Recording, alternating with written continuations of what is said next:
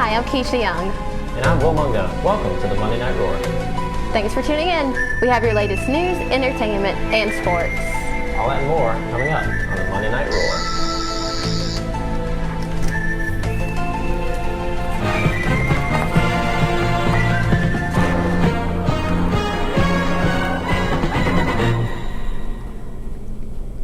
Clemson launched Clemson TV, an all-video website, Friday night. The channel did a live broadcast stream of the annual Tigervision pep rally. Clemson TV was developed through the Advancement Division of the university and will work closely with Clemson University Broadcast Productions to produce its programming. The studio features state-of-the-art production and equipment technology. Not only will Clemson TV do live streams of on-campus events, but the channel will also feature news footage, interviews from professors, and archival Clemson video. The aim of the Clemson TV is to bring the Clemson community closer to everyday life at the university, says Vice President of Advancement Neil Cameron. To view Clemson TV, go to the newsstand's website and click on the link.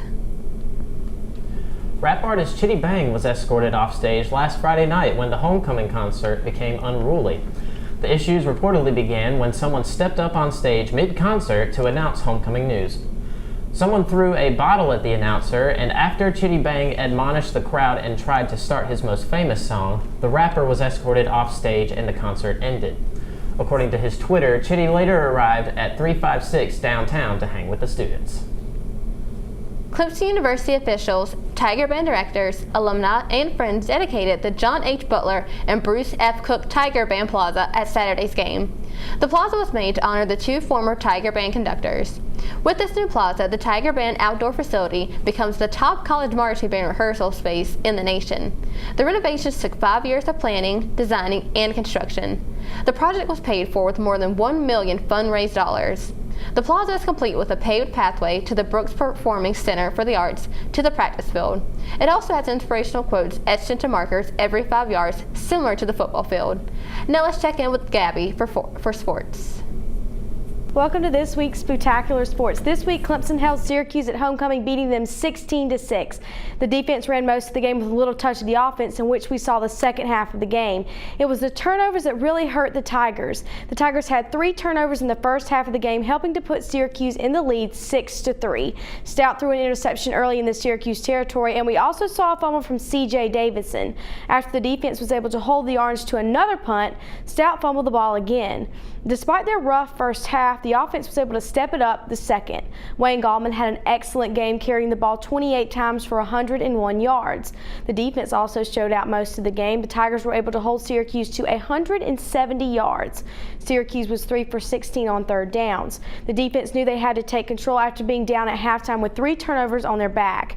Eamon LeKip also had an excellent game, making all his field goals, including one 38-yarder that tied the score up 3-3. The Tigers' win means that they are now bowl eligible for the 4th straight season. This week the Tigers have an off week, but they will go on to face Wake Forest Thursday, November the 6th.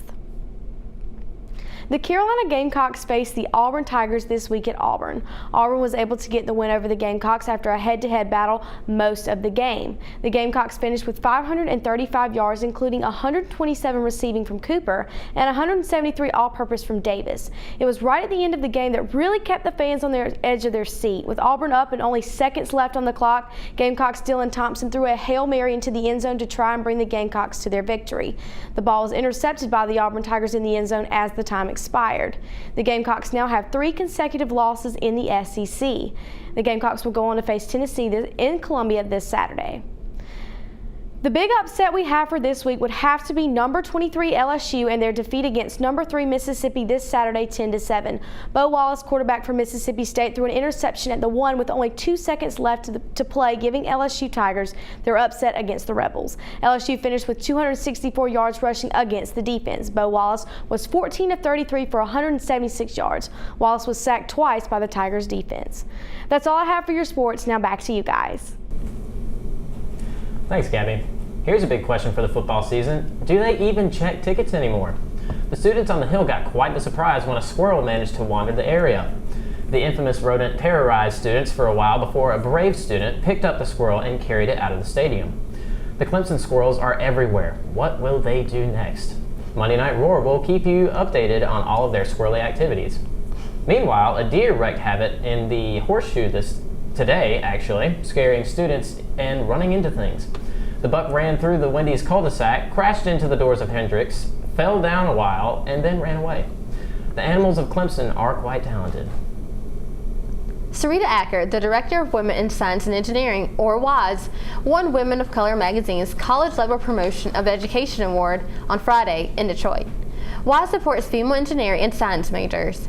Acker joined Clemson's programs for peer enrichment and retention, or PEER, staff in 1995, which led to her involvement with WISE. Congrats, Ms. Acker. Way to represent your Clemson Tigers.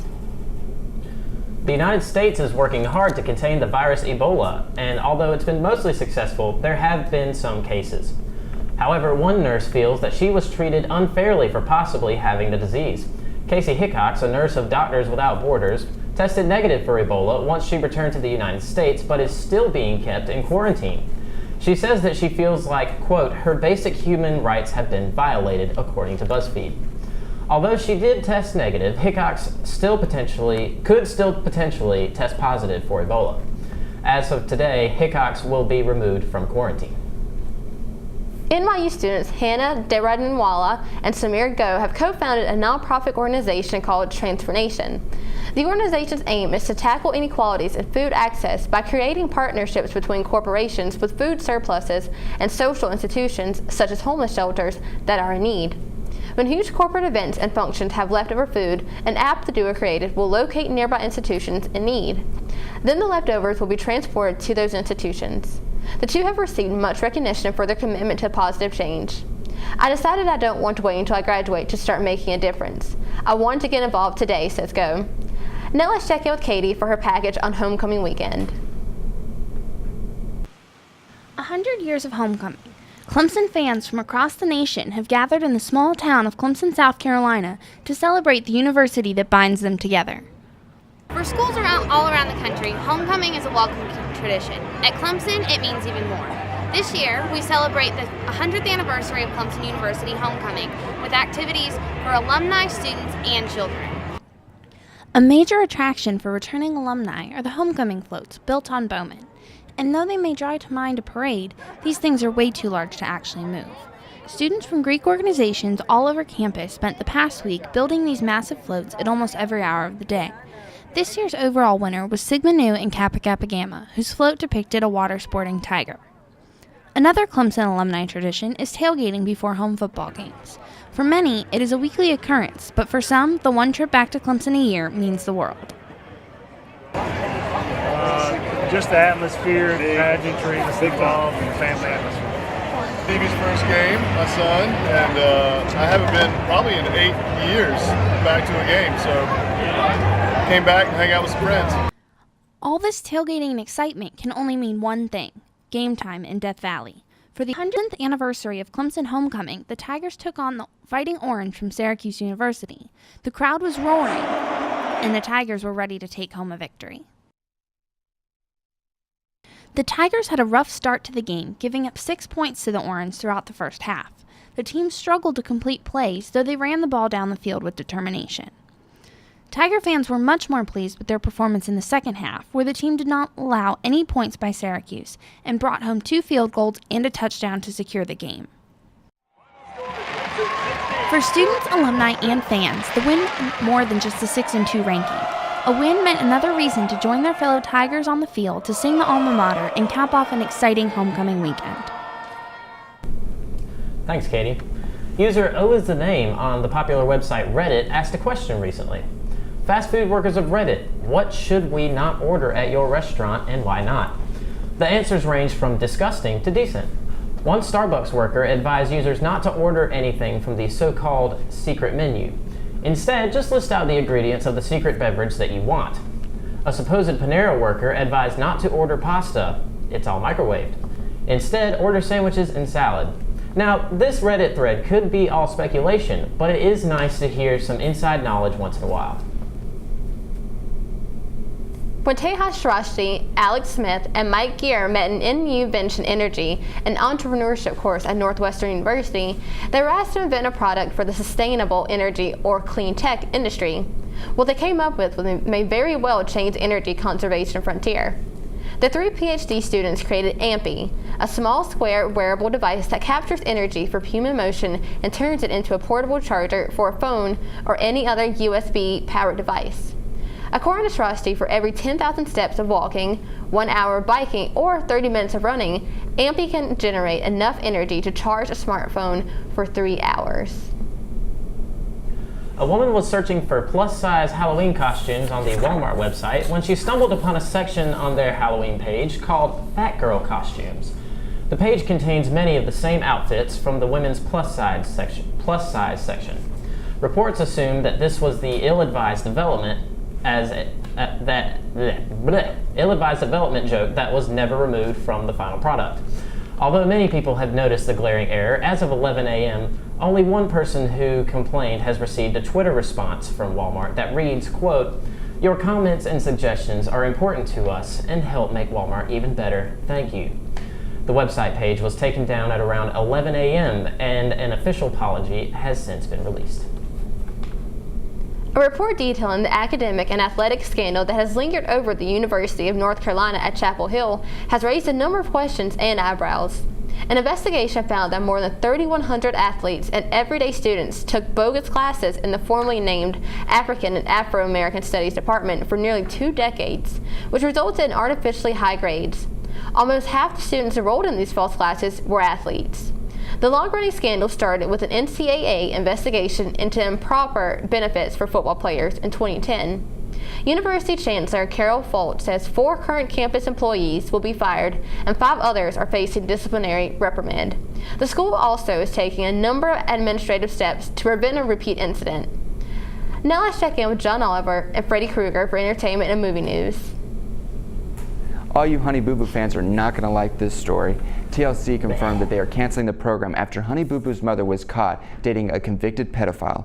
Even worse, the man Mama June dates molested her own daughter when she was 8 years old.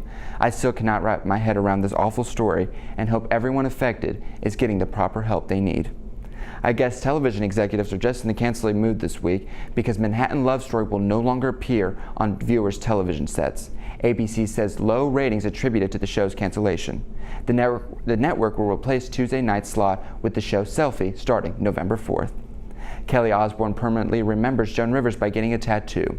No, she did not get a mural of the late comedian. Instead, she got a small bumblebee tatted onto her shoulder.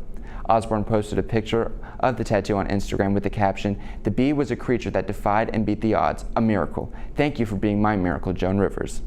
Melissa Rivers also remembered the comedic icon by posting a Throwback Thursday picture on Instagram with the caption, "Connecticut, 2004, Mom and Cooper, BFFs, a perfect day." Oh my God, I have exciting news for all Megan Fox fans. She will be in the new Zeroville movie co-starring James Franco. The film also includes Seth Rogen, Danny McBride, Craig Robinson, Will Ferrell, and Jackie Weaver. Finally, I'm so excited to announce my new show I have coming out this Thursday called Pillow Talk. The show is an unscripted, no-hold-bar kind of production tackling all entertainment stories. There will be a lot of trash talking, joking, and of course, lots of me. Please watch this Thursday at 10 p.m. here on Channel 88, duh. And we are also streaming the show live on YouTube at Tigervision. So before you get drunk on Thursday, spend some time with me, or on me. Thanks, guys. Hello, and welcome back to Showtimes. We provide you with all the important information about movies from the couch to the theater. We cover movies coming to Redbox Theaters, Netflix, and Amazon Prime. Netflix is delivering Deliver Us from Evil for all your Halloween needs. Both Netflix and Amazon have Hunger Games Catching Fire. Also, on Redbox is Chef and Deliver Us from Evil.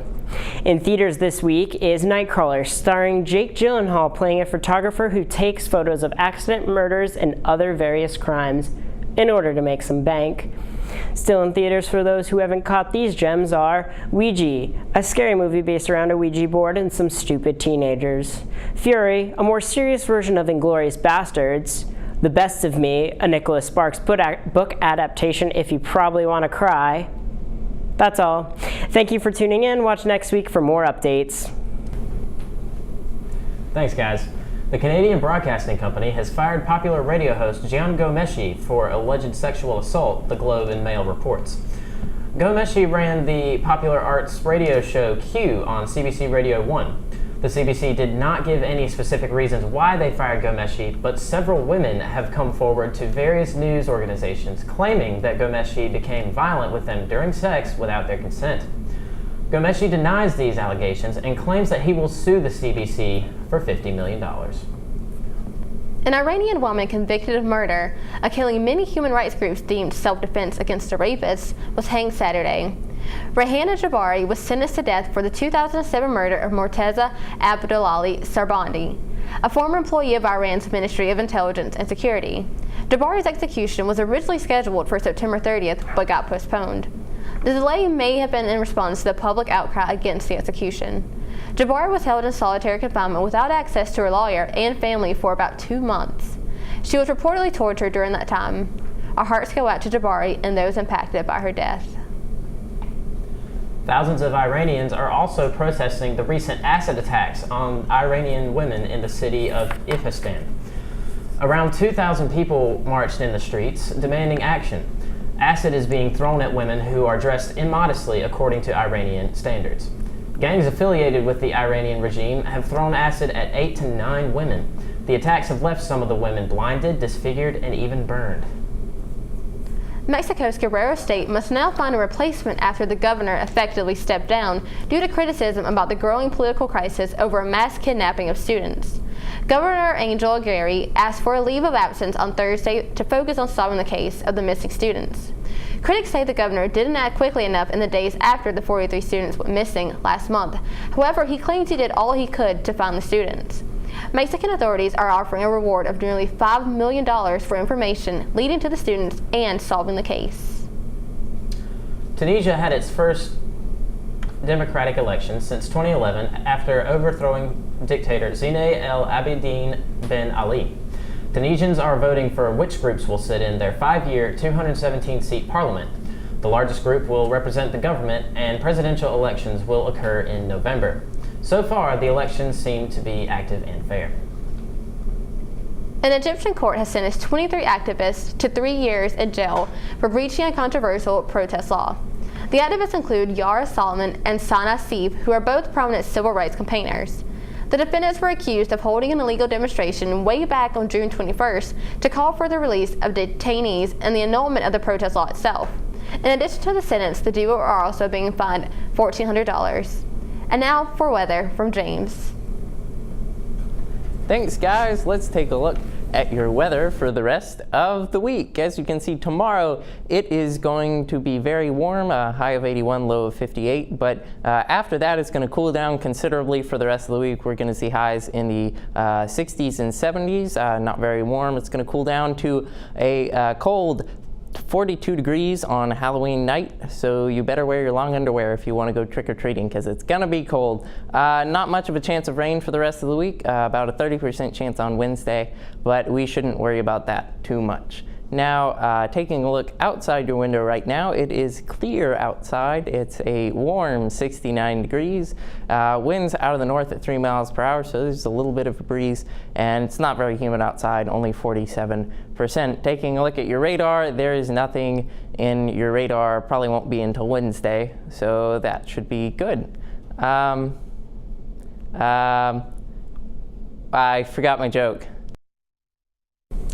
Thanks, James. That's all for tonight. Thanks for joining us, Clemson, and happy Halloween. Be sure to like our Clemson TV Facebook page and follow us on Twitter. Have a great night, Clemson.